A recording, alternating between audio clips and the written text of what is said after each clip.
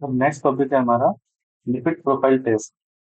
मतलब हमारी बॉडी में लिपिड का कंसंट्रेशन चेक करना।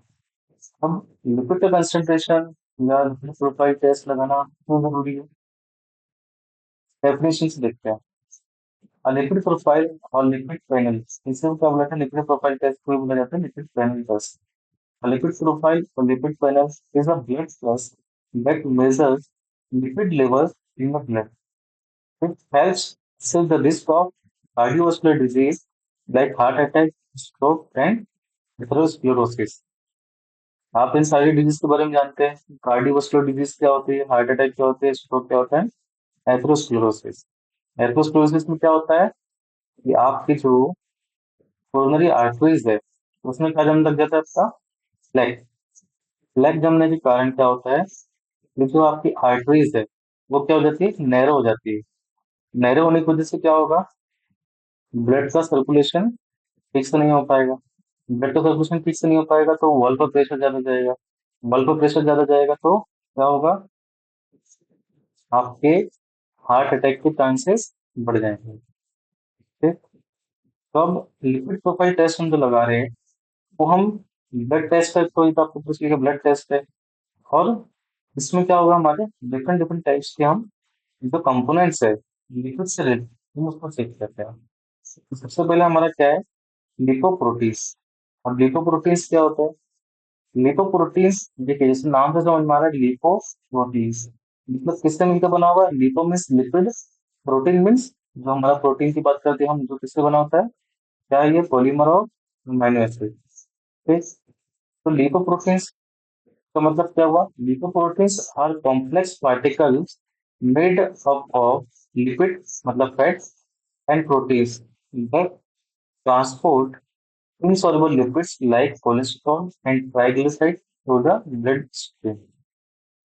मतलब कि होता क्या है कि जो फैटी सब्सटेंस है, अब आपके जो ब्लड का नेचर है वो कैसा है? हाइड्रोफिलिक है। बट जो आपके फैट होते हैं, जो लिपिड होते हैं, वो कैसा होता है? हाइड्रोफोबिक। तो जो हाइड्रोफोबिक चीज है वो आपके ब्लड में डिजोल्व नहीं हो पाएगी। डिजोल्व नहीं हो पाएगी तो क्या ट्रांसपोर्ट हो पाएगी? नहीं हो पाएगी। इसको ट्रांसपोर्ट करने के लिए ये क्या होता है? एक कॉम्प्लेक्स फॉर्म करता है। कौन कौन? लिपिड और प्रोटीन मिलकर एक कॉम्प्लेक्स फॉर्म करता है। इसी कॉम्प्लेक्स को क्या बोला जाता है? लिपोप्रोटीन्स। अब अगर हम इस लिपोप्रोटीन्स की बात करें तो इसका कंपोजिशन क्या होगा?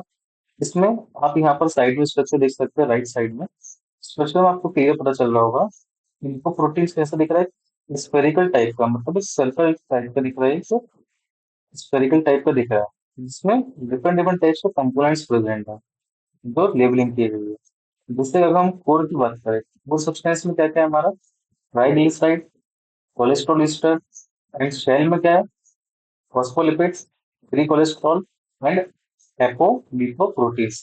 तो कैसे नेचर का होगा? हाइड्रोफिलिक नेचर का। कोर क्या होता है?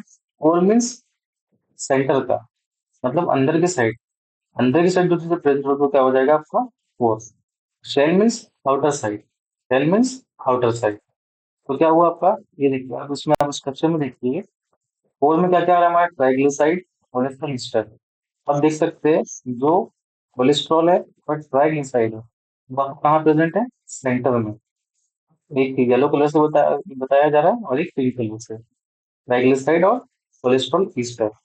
दूसरा हमारा क्या है? शेल। शेल में क्या क्या प्रेजेंट है? Phospholipid, free cholesterol and apolipoprotein. मतलब जो इन साइड है, मतलब कोर में कैसा होता है? कोलेस्ट्रॉल स्टेरिक फॉर्म में प्रेजेंट होता है। और आउटर में शेल में कैसा प्रेजेंट होता है? फ्री कोलेस्ट्रॉल प्रेजेंट होता है। और क्या प्रेजेंट होता है? Phospholipid and एपोलिपोप्रोटीन। फॉस्फोलिपिड क्या होता है? फॉस्फोलिपिड आपका एक कंपाउंड है या एक ऐसा स्ट्रक्चर है जो आपका एम्फीफिलिक नेचर का होता है। एम्फीफिलिक नेचर क्या होता है? अगर आपको नहीं जानते तो आपको क्लियर बता दूं। एम्फीफिलिक नेचर ऐसे कंपाउंड को बोला जाता है, या एम्फीफिलिक नेचर उस केमिकल्स को बोला जाता है जिसके पास दोनों चार्ज हो। जैसे अगर हम बोले कि एक हाइड्रोफिलिक है, एक लिपोफिलिक है, तो हाइड्रोफिलिक क्या होगा? Water loving. हाइड्रोफोबिक क्या होगा? Water heating. तो जो दोनों को, एक पार्ट उसका हाइड्रोफिलिक हो और दूसरा पार्ट हाइड्रोफोबिक हो, मीन्स उस पर दोनों चार्ज प्रेजेंट हो, पॉजिटिव भी एंड नेगेटिव भी। ऐसे कंपाउंड को बोला जाता है क्या, आपका एम्फीफिलिक कंपाउंड या एम्फीफिलिक सब्सटेंस। तो फॉस्फोलिपिड क्या है हमारा, एम्फीफिलिक, क्योंकि आगे हम इसका स्ट्रक्चर देखेंगे। और क्या है इसमें दूसरा, फ्री कोलेस्ट्रॉल, ये आप देख सकते हैं येलो में बताया गया फ्री कोलेस्ट्रॉल। ये स्काई ब्लू लाइन से जो आपका दिख रही है जो मेम्ब्रेन बनेगी, ये क्या आपका फॉस्फोलिपिड। ये जो ग्रीन कलर से बताया गया वो क्या आपका एपोलिपोप्रोटीन। ठीक है। एपोलिपोप्रोटीन क्या है, हाइड्रोफिलिक नेचर है, जो आपको क्या कर रहा है, एक स्ट्रक्चर बना रहा है। स्ट्रक्चर को क्या है, बॉडी प्रोवाइड कर रहा है, जिससे वो हमारा जो ट्राइग्लिसराइड और कोलेस्ट्रॉल ईस्टर है, मतलब जो हमारा फैटी सब्सटेंस है, वो क्या हो रहा है, ट्रांसपोर्ट हो रहा है through out the body via blood. ठीक। इसके बाद हम देखें कि जो मैंने कंपोनेंट्स की बात किया, जो कंपोजिशन की बात किया, ट्राइग्लिसराइड की, कोलेस्ट्रॉल की और फॉस्फोलिपिड की, वो होता क्या है और कैसा दिखता है। जैसे अगर मैं बात करूं पहले ट्राइग्लिसराइड की, ट्राइग्लिसराइड नाम में क्या लगा है, ट्राई और ग्लिसराइड, मतलब ट्राई मीन्स थ्री, और ग्लिसराइड मतलब ग्लिसरॉल। मतलब जो ग्लिसरॉल आपकी क्या होती है, शुगर। जो ग्लिसरॉल आपका होता है, उस ग्लिसरॉल सॉरी उस ग्लिसरॉल्स और मतलब ट्राई लगा है तो तीन ग्लिसरॉल से बना हुआ कोई स्ट्रक्चर होगा, उसी को क्या बोलेंगे, ट्राइग्लिसराइड। तो क्या हुआ, triglyceride are a type of ट्राइग्लिस the lipid found in your blood. They are the main form of stored energy in your body and also the most common type of fat in both foods and the human body. मतलब कि हमारी human body की बात करें या foods की, जो हम आउटसाइड से मतलब फूड लेते हैं जो इंटेक करते हैं, उसमें भी बात करें तो हमारा एनर्जी स्टोर्ड फॉर्म में क्या प्रेजेंट होता है, ट्राइग्लिसराइड। मतलब आप अगर बात कर रहे हैं कि आप में फैट प्रेजेंट है, तो फैट कैसा होता है, फैट ट्राइग्लिसराइड। ट्राइग्लिसराइड में होता क्या है, मैं बताया तो ट्राइग्लिसराइड मतलब थ्री, तो थ्री क्या होगा आपका, फैटी एसिड। थ्री क्या होगा आपका, फैटी एसिड की चेन होगी, क्या होगी, थ्री फैटी एसिड की चेन होगी। और दूसरा ग्लिसरॉल, सॉरी यहाँ पर मैंने आपको गलत बता दिया, कंफ्यूजन हो गया। ट्राइग्लिसराइड में क्या होगा आपका, थ्री फैटी एसिड होता है एंड ग्लिसरॉल वन होता है, तीन कार्बन का होता है, इसलिए कंफ्यूजन हुआ। जो ग्लिसरॉल क्या होता है आपका, तीन कार्बन का होता है, और उसी से क्या जुड़े होते हैं आपके, तीन फैटी एसिड की चेन जुड़ी होती है। जैसे ये देखा लिखा है ग्लिसरॉल क्या है आपका, थ्री कार्बन अल्कोहल। दूसरा फैटी एसिड, फैटी एसिड क्या होता है, फैटी एसिड आपकी लॉन्ग चेन होती है, कार्बन की या हाइड्रोजन, कार्बन और हाइड्रोजन की लॉन्ग चेन होती है। जो कैसे हो सकती है, सैचुरेटेड और अनसैचुरेटेड दोनों हो सकती है, मतलब सिंगल बॉन्ड डबल बॉन्ड दोनों हो सकते हैं। ये जो लॉन्ग चेन स्ट्रक्चर है आप देख सकते हो नीचे डायग्राम में, एक जो येलो में बताया होता है ग्लिसरॉल है, और दूसरा फैटी एसिड। तो ग्लिसरॉल में आप देख सकते हैं ये तीन कार्बन का स्ट्रक्चर है, इसी को हम क्या बोलते हैं, ग्लिसरॉल। अब इसी से उसके एक एक कार्बन से देखिए आप, सीओ ग्रुप से फिर एक चेन जुड़ी है, फिर दूसरे कार्बन से सीओ ग्रुप से फिर एक और जुड़ी, फिर यहाँ पे सीओ ग्रुप से एक और चेन जुड़ी हुई है। एक ग्लिसरॉल स्ट्रक्चर से तीन फैटी एसिड जुड़ी हुई है, इसलिए इसका नाम क्या पड़ गया, ट्राइग्लिसराइड। ट्राइग्लिसराइड तो कैसा होता है, फैटी सब्सटेंस होता है। ठीक।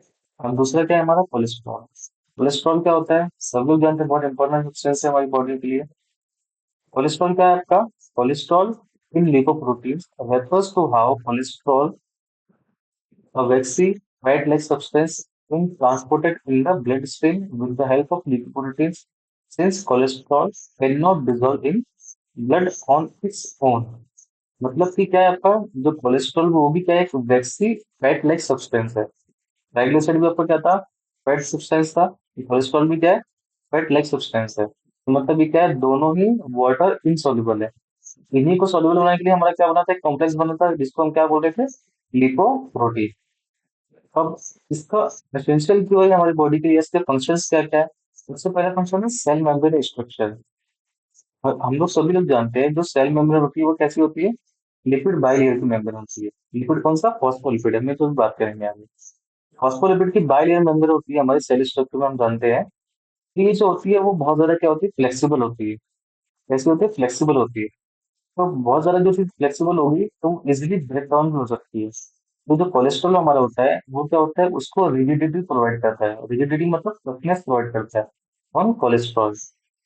ठीक उसी तरह दूसरी बात करें हम हार्मोन प्रोडक्शन में, मतलब कोलेस्ट्रॉल हमारे जो मेजर हार्मोन होते हैं, ईस्ट्रोजन, टेस्टोस्टेरोन, सेक्स हार्मोन की बात करें हम या ग्रोथ हार्मोन की बात करें, जिस जो भी स्ट्रोलर हार्मोन होते हैं, उन सब के लिए क्या किसका रोल आ जाता है? कोलेस्ट्रॉल का।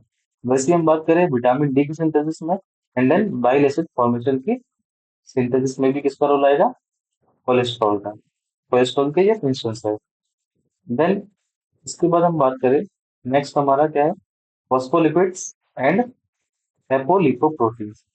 फॉस्फोलिपिड क्या होता है, मैं आपको बताया कैसे होता है? ये एम्फीफिलिक नेचर का होता है। सॉरी गलती से एम्फीफेटिक लिखा गया है। एम्फीफिलिक नेचर का होता है, जिसमें क्या होता है? दोनों he have both hydrophilic and hydrophobic part. क्या बोला मैंने? दोनों ही होता है। इसके बाद हाइड्रोफिलिक क्या होगा? हाइड्रोफिलिक पार्ट भी होगा और हाइड्रोफोबिक पार्ट भी होगा। तो जिसमें से इसका स्ट्रक्चर कैसा बनता है आप ये नीचे देख सकते हैं, जिसमें क्या होता है? एक सर्कल होता है जिसको हम हेड बोलते हैं और उसकी टेल होती है। येलो कलर में जो दिख रही है वो क्या है? आपकी टेल है। तो उस टेल को क्या बोला जाता है? Hydrophobic tell. और जो सर्कल में जो आपका है वो हेड है, वो क्या है आपका? उसको बोला जाता है हाइड्रोफिलिक हेड। तो जो हेड है आपका कैसा है? वो हाइड्रोफिलिक नेचर का है, मतलब वाटर लविंग है। और दूसरा क्या है आपका? टेल्स। टेल्स कैसा है आपका? हाइड्रोफोबिक, मतलब वाटर फेरिंग या वाटर हेटिंग। अब ऑब्वियस सी बात है, आपके जो ब्लड है वो कैसा है? एक्वस नेचर का है। जो एक्वस नेचर में, तो सॉरी, जो एक्वस नेचर का में प्रेजेंट है, तो जो आपका हेड है वो कैसा है? हाइड्रोफिलिक।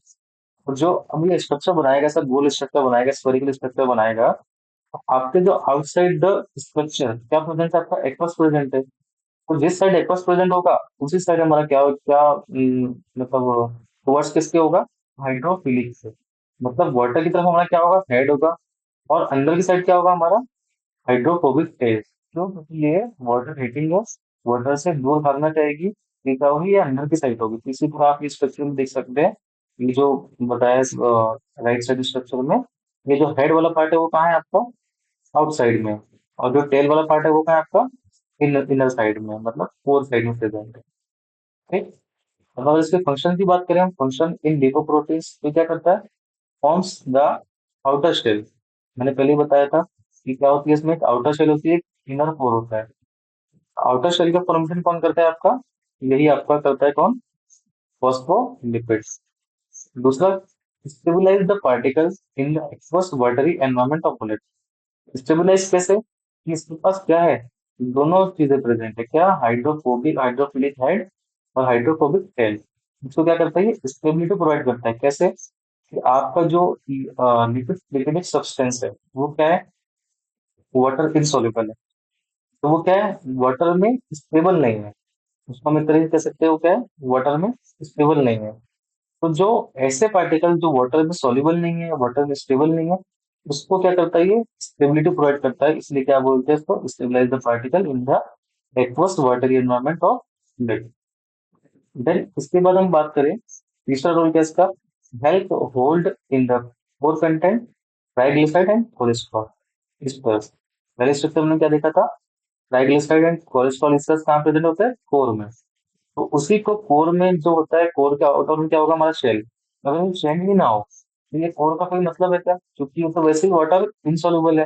अगर ये शेल ही नहीं होगा तो ये वापस से क्या हो जाएगा? आपका वाटर इनसॉल्युबल हो जाएगा। ये शेल होने की वजह से क्या होता है? आपको एक प्रोटेक्शन प्रोवाइड करता है, या इसको कह सकते हैं हम, इसको होल्ड करके रखता है वाटर सॉलिबिलिटी के लिए या ट्रांसपोर्ट के लिए। ठीक। तो क्या होगा इसका? Help hold in the core content triglyceride and cholesterol asters. इनको होल्ड करके रखता है। देन इसके बाद क्या बात की हमने? एपोलिपोप्रोटीन्स। तो प्रोटीन्स का क्या हुआ? प्रोटीन्स एम्बेडेड इन और attached to the surface of lipoprotein. मतलब जो आपको लिपोप्रोटीन बन रहा है उसके ऊपर कुछ ऐसे प्रोटीन्स होंगे जो प्रेजेंट होंगे। Each type of lipoprotein has specific apolipoprotein.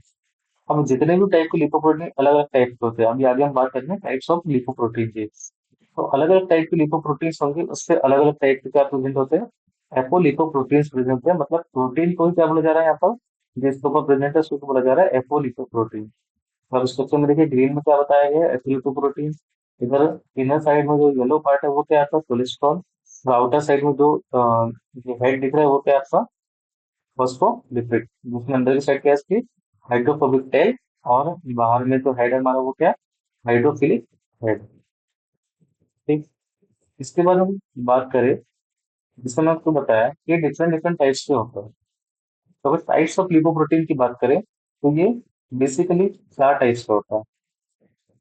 अब हम इसमें क्या क्या बात करते हैं, लिपोप्रोटीन्स कितने टाइप्स के होते हैं, और जो लिपोप्रोटीन होता है उसकी डेंसिटी के बेस पर इसका नाम डिसाइड होता है। और फिर दूसरा, इसमें मेजर कंपोनेंट कौन सा प्रेजेंट है, एंड देन इसके फंक्शन। हम पहले लिपोप्रोटीन की बात करें, उसका नाम है काइलोमाइक्रॉन्स। क्या है, काइलोमाइक्रॉन्स। काइलोमाइक्रॉन्स सबसे ज्यादा लोवेस्ट डेंसिटी में होता है, मतलब very very very low density इसकी होती है काइलोमाइक्रॉन्स की। और इसमें क्या प्रेजेंट होता है, मेजर कंपाउंड क्या प्रेजेंट होता है, जिसमें बताया मेजर मतलब कंपोनेंट क्या क्या होते हैं आपके लिपोप्रोटीन से। और में क्या क्या होता है आपका, ट्राइग्लिसराइड और कोलेस्ट्रॉल एस्टर।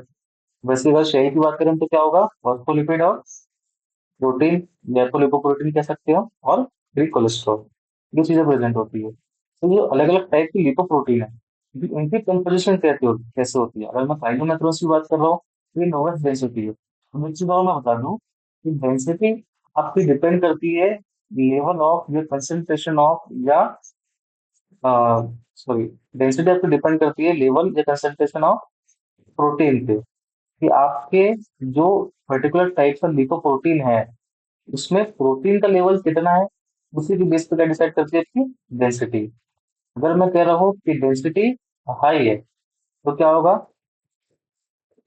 प्रोटीन का रेशियो हाई होगा। अगर मैं बोल रहा हूँ डेंसिटी लो है तो प्रोटीन का रेशियो कम होगा। तो वैसे ही आप देख सकते हैं, जैसे मैंने बात किया काइलोमेट्रॉन्स की, उसमें क्या होता है, लोवेस्ट डेंसिटी होती है, मतलब इसमें प्रोटीन का लेवल बहुत कम होगा। तो किसका लेवल ज्यादा होता है यहाँ पर, ट्राइग्लिसराइड का। और इसका काम क्या होगा, फंक्शन क्या होगा इसका, transport dietary fat from intestine to tissue. अब हम जो डाइट के थ्रू हमारा फैटी सब्सटेंस ले रहे हैं, मतलब जो लिपिडिक सब्सटेंस ले रहे हैं, जो फैट कंज्यूम कर रहे हैं, उसको throughout the body from the intestine intestine to tissue, मतलब इंटेस्टाइन से टिश्यू की तरफ ले जाने का काम कौन करेगा, हमारा काइलोमैक्रोन्स, काइलोमैक्रोन टाइप का लिपोप्रोटीन। देन दूसरे लिपोप्रोटीन की बात करें तो हमारा VLDL, वेरी लो डेंसिटी, मतलब इसकी डेंसिटी थोड़ी ज्यादा होगी किससे, काइलोमैक्रोन से, क्योंकि ये लोवेस्ट है। और ये VLDL क्या है, हमारा लो डेंसिटी। उसके बाद हम इसमें क्या बात करें, इसमें भी क्या होता है, ट्राइग्लिसराइड का लेवल ज्यादा होता है, बट कंपेरेटिवली काइलोमैक्रोन से कम होता है। जैसे जैसे हम डेंसिटी बढ़ा रहे हैं वैसे वैसे ट्राइग्लिसराइड का लेवल कम होता जाता है, और प्रोटीन का लेवल बढ़ता जाता है। उसीलिए इसको क्या बोला जाता है, लास्ट वाले को हाई डेंसिटी लिपोप्रोटीन। ठीक है, तो अभी हम बात करें VLDL की। इसका फंक्शन क्या है, transport triglyceride made in the liver. Triglyceride क्या है, बहुत इंपॉर्टेंट सब्सटेंस है, मतलब आपके जो फैट कंज्यूम कर रहे हैं आप, वो स्टोर किस फॉर्म में होता है आपको मैं बताया था, ट्राइग्लिसराइड के फॉर्म में। जिसमें क्या होता है, 3 कार्बन की चेन होती है, और हर एक पर्टिकुलर कार्बन से एक लॉन्ग चेन जुड़ी होती है किसकी, फैटी एसिड की। वो टोटल कितनी चेन होती है, 3। उसी से नाम क्या पड़ता है इसका, ट्राइग्लिसराइड। देन इसके बाद क्या बात करें हम, LDL, लो डेंसिटी लिपोप्रोटीन। इसकी डेंसिटी कैसी होगी, इंटरमीडिएट। लेकिन इसमें क्या होता है कि कोलेस्ट्रॉल का लेवल बहुत ज्यादा होता है, कोलेस्ट्रॉल का लेवल बहुत ज्यादा होता है।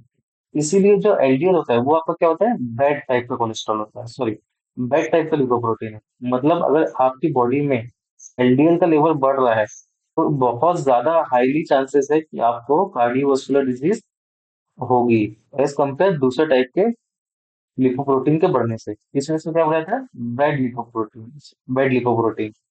देन इसका काम क्या है, डिलीवर कोलेस्ट्रॉल टू टिश्यू। इसका ये क्या कहलाता है, हमारा बैड कोलेस्ट्रॉल लिखा है क्या, है ना। लिवर कोलेस्ट्रॉल टू टिश्यू, जो कोलेस्ट्रॉल आ रहा है हमारी बॉडी में उसको लिवर तक ले जाने का काम कौन कर रहा है, हमारा LDL। फिर उसके बाद लास्ट है हमारा HDL, हाई डेंसिटी लिपोप्रोटीन। इसकी डेंसिटी क्या होगी, ऑब्वियस सी बात है, हाई होगी, नाम में लगा हाई तो मतलब क्या होगी, हाई होगी। उसमें मैं बताया था जैसे जैसे हम हाई की तरफ जाते हैं वैसे वैसे क्या बढ़ता है, प्रोटीन का रेशियो बढ़ता जाता है। तो हम HDL की बात करते हैं, इसमें सबसे ज्यादा क्या होगा, प्रोटीन। मतलब इसमें क्या हो जाता है, 50% आपका प्रोटीन होता है, और 50% आपका क्या हो जाता है, फैट सब्सटेंस हो जाता है। फैट सब्सटेंस में भी क्या होता है आपका, 30% आपका क्या होगा, ट्राइग्लिसराइड होता है, और 20% आपका कोलेस्ट्रॉल होता है। तो वो दोनों मिलकर क्या बनाया, फैट वाला पार्ट। और प्रोटीन कितना होता है, 50%। तो 50% प्रोटीन प्रेजेंट होने की वजह से क्या नाम पड़ गया इसका, HDL, हाई डेंसिटी लिपोप्रोटीन। अब इसका काम क्या है, remove cholesterol from tissue to liver. इसको क्या बोलते हैं? Good cholesterol. ठीक है, गुड लिपोप्रोटीन क्या बोलते हैं? पहले वाला क्या था हमारा? Bad cholesterol. दूसरा है हमारा गुड कोलेस्ट्रॉल या गुड लिपोप्रोटीन। ठीक है। अब जैसे हम इसमें देखते हैं कि एलडीएल का जस्ट अपोजिट काम कर रहा है। एलडीएल क्या कर रहा है आपका? जो आपकी बॉडी में कोलेस्ट्रॉल का लेवल बढ़ा रहा है। और एचडीएल क्या कर रहा है? रिमूव कर रहा है कोलेस्ट्रॉल को, मतलब कोलेस्ट्रॉल का लेवल कम कर रहा है। तो हमारे लिए अगर किसी पेशेंट को कार्डियोवास्कुलर डिजीज से बचाना है तो हमारे लिए क्या जरूरी है कि एचडीएल का लेवल ज्यादा हो और एलडीएल का लेवल कम हो। इसी से हम चेक करते हैं कि हमारी बॉडी में, इन दोनों के लेवल से चेक करते हैं कि हमारी बॉडी में कार्डियोवास्कुलर डिजीज होने के चांसेस कितने हैं। ठीक है। इसके बाद कंपोजिशन की हमने तो बात किया ही। कंपोजिशन में क्या क्या होगा कंपोनेंट में? ट्राइग्लिसराइड होगा, कोलेस्ट्रॉल होगा, फॉस्फोलिपिड होगा और प्रोटीन होगा। जैसे मैं बताया था कि हम अलग अलग टाइप के जो कंसंट्रेशन प्रेजेंट है ईच पार्ट की, या ईच टाइप के जो कंपोनेंट की जो कंसंट्रेशन है, उसके बेस पे इसका क्या नाम पड़ जाता है? पाइलोमाइक्रोन्स हो जाएगा तो सबसे लोवेस्ट हो जाएगा। तो वीएलडीएल मतलब वेरी लो डेंसिटी, एलडीएल मतलब लो डेंसिटी और एचडीएल मीन्स हाई डेंसिटी। अब जैसे मैंने बताया था ट्राइग्लिसराइड है, तो ट्राइग्लिसराइड क्या होगा इसमें? हाई होगा किसमें? पाइलोमाइक्रोन्स में। वीएलडीएल में भी हाई होगा, एलडीएल में लो होगा और एचडीएल में वेरी लो होगा। वहीं कोलेस्ट्रॉल की बात करें तो कोलेस्ट्रॉल पाइलोमाइक्रोन्स में लो होगा, वीएलडीएल में मॉडरेट होगा, एलडीएल में हाई होगा और एचडीएल में फिर फर्दर मॉडरेट होगा। अब कोलेस्ट्रॉल का लेवल देखिए हाई किस में? ओनली एलडीएल में। तो इसलिए इसको क्या बोला जाता है? बैड कोलेस्ट्रॉल या बैड लिपोप्रोटीन। और इसमें कैसा है? मॉडरेट है। आप बोलेंगे सर वीएलडीएल में भी तो मॉडरेट है, लेकिन अगर यहाँ पर अगर ये मॉडरेट है तो आप देखो ट्राइग्लिसराइड का लेवल कैसा है यहाँ पर? हाई बना हुआ है। ट्राइग्लिसराइड का लेवल कैसा बना हुआ है यहाँ पर? हाई बना हुआ है। वैसे काइलोमैक्रोज में कैसा है? हाई बना हुआ है। तो सबसे सेफ कौन सा हुआ? इसमें देखिए हमको क्या हो जाएगा, एचडीएल में हमारा ट्राइग्लिसराइड का लेवल कैसा है? वेरी लो है। सेफेस्ट कौन सा हुआ? ट्राइग्लिसराइड वाला। सॉरी सॉरी, सेफेस्ट कौन सा हुआ हमारा? एचडीएल वाला, जिसमें कोलेस्ट्रॉल का लेवल भी कम है और ट्राइग्लिसराइड का भी लेवल कम है। वैसे हम बात की फॉस्फोलिपिड की। फॉस्फोलिपिड यहाँ पर मॉडरेट, तो वीएलडीएल मॉडरेट, एलडीएल मॉडरेट और यहाँ पे एचडीएल में हाई। क्योंकि मैं बताया था 100% रेशियो पर प्रेजेंट है, तो कुछ कम हो रहा है तो कुछ दूसरा पार्ट बढ़ेगा। ठीक उसी तरह प्रोटीन की बात करें तो प्रोटीन क्या होगा इसमें? तो वेरी लो होगा। इसलिए क्या होता है? ये लोवेस्ट वाला होता है। तो उससे थोड़ा ज्यादा होगा तो क्या होगा? लो वाला होगा। उससे ज्यादा होगा तो क्या होगा? Low density lipoprotein. मतलब पहले क्या होगा? लोवेस्ट, फिर क्या आएगा? वेरी लो डेंसिटी, फिर क्या होगा? Low density. उसमें क्या होगा? मॉडरेट कंसंट्रेशन किसका प्रेजेंट होगा? प्रोटीन का। और सबसे ज्यादा हाई होगा तो वो क्या हो जाएगा हमारा? High density lipoprotein. क्योंकि डेंसिटी किस पे बेस करती है मैं आपको बताया था? आपके रेशियो ऑफ या कंसंट्रेशन ऑफ प्रोटीन्स पे। ठीक है। इसके बाद नेक्स्ट हम बात करें determination of serum lipid. Serum में जो आपका लिपिड का कंसंट्रेशन है वो कैसे निकालेंगे? तो सबसे पहले हमें क्या चेक करना है? कोलेस्ट्रॉल का लेवल। जो फ्री कोलेस्ट्रॉल ग्रुप में आपकी आपकी सॉरी सीरम में, उसका लेवल चेक करेंगे। तो सबसे पहले क्या जाएगा आपका? मेथड। मेथड में क्या होगा? मेथड कौन सा है? Enzymatic acid. इसमें क्या करते हैं हम? इसके प्रिंसिपल की बात करें, इसमें क्या होता है? कोलेस्ट्रॉल जो होता है, cholesterol is oxidised by cholesterol oxidase. मतलब डिफरेंट टाइप के एंजाइम्स का यूज कर कर यहाँ पर क्या होगा? कोलेस्ट्रॉल को पहले क्या करा जाता है? ऑक्सीडाइज करा जाता है। किसके प्रेजेंट में? कोलेस्ट्रॉल ऑक्सीडेज के प्रेजेंट में। तो ये क्या बनाता है आपको? ये प्रोड्यूस करता है आपका H2O2। H2O2 आपको बना के देता है। तो फिर जो H2O2 होता है वो फर्दर रिएक्ट करता है आपके क्रोमोजन से। क्रोमोजन क्या होते हैं? जो क्रोमो मीन्स कलर, जन मतलब जनरेट, कलर जनरेट करने वाले सब्सटेंस को क्या बोला जाता है? क्रोमोजन। तो ये कैसा कलर देगा आपको? ये रेड कलर। और इसको कितने हम लोग नैनोमीटर पे देखते हैं? कितने अब्जॉर्बेंस पे देखेंगे इसको? 500 नैनोमीटर पे। ठीक है। इसके बाद अगर हम स्टेप्स की बात करें तो वही फर्दर सिंपल स्टेप होगी। हमने सीरम लिया, सीरम के साथ क्या किया? Serum is mixed with the enzyme reagent. तो हम एंजाइम यूज कर रहे हैं। कौन सा एंजाइम है? पहला कोलेस्ट्रॉल ऑक्साइडेज। और डिफरेंट टाइप्स के जो एंजाइम का यूज हो रहे होंगे तो उसको हम क्या करेंगे? पहले मिक्स करेंगे इसके साथ, सीरम के साथ। देन इसके बाद क्या करेंगे? इंक्यूबेट करेंगे 37 डिग्री सेल्सियस पर। देन इसके बाद हम क्या करेंगे? स्पेक्ट्रोफोटोमीटर से या कलरीमीटर से क्या कर लेंगे? इसके कलर की इंटेंसिटी को चेक कर लेंगे। और कलर की इंटेंसिटी जितनी ज्यादा होगी, मैंने बताया था क्लास में, कलर की इंटेंसिटी जितनी ज्यादा होगी उतना ही ज्यादा क्या मानते हैं हम? कंसंट्रेशन प्रेजेंट होगा। तो यही बात लिखिए, colour intensity absorbance is proportional to cholesterol. Proportional का मतलब क्या होता है? एक चीज बढ़ेगी तो दूसरी चीज प्रोपोर्शनली बढ़ेगी। ठीक। और नॉर्मल वैल्यू कितनी होती है इसकी हमारी बॉडी में? 200 mg/dl।